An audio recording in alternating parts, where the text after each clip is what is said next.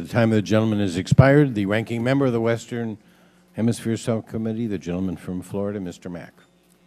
Thank you, Mr. Chairman, and I also want to thank the ranking member and associate myself with all of her comments. Mr. Chairman, Cuba is a totalitarian regime that has oppressed and punished the Cuban people for more than 50 years. We all support the right, at least I hope we all support the right, of the Cuban people to live in a free and democratic society. But we differ strongly and passionately on how to help the Cuban people achieve freedom. At today's hearing, we explore how to give a bailout to the Castros. Instead of holding a hearing on human rights conditions in Cuba, we have decided to hold a hearing on how fast Americans can make a reservation on Orbitz so they can spend the night at a Cuban hotel where Cubans aren't even allowed in, or whether Americans can drink mojitos a few feet away from political prisoners.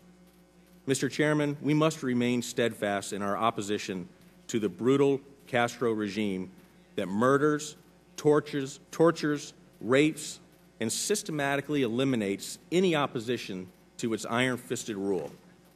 Canadians and Europeans have been traveling to Cuba and supporting the Castro regime for many years. Some have said that by opening Cuba to travel, it would promote political and economic change from the Castro's oppression. Nothing could be further from the truth. Let's look at some numbers. 2.1 million. That's how many tourists visited Cuba in 2007. Over 2 billion. That's the number of dollars generated by tourism in Cuba on a yearly basis. 102. That's how many attacks against Cuban journalists have happened in the past year. 3. That's the number of Cuban agents who threw a blogger headfirst into an unmarked black car and beat her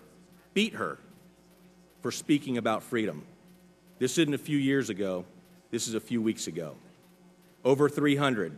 That's the number of political prisoners in Cuba. 0. That's the amount of change we have seen from the Castros, Mr. Chairman. Some of my colleagues and some of our witnesses will say that 2 million tourists and $2 billion a year in tourism is not enough to bring change to Cuba, and that instead we must support and fund the inhumane activities of the Castro brothers. Let's call it what it is.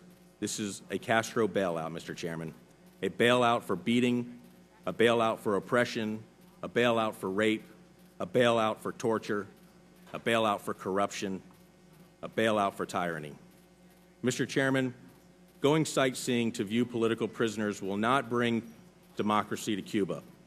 America has always stood for freedom, and in a bipartisan manner, we have to endeavor to spread the light of liberty on the repressed Castro regime. Now is not the time to change policy and start appeasing and funding the Castro plan. The flame of liberty is a powerful one, Mr. Chairman.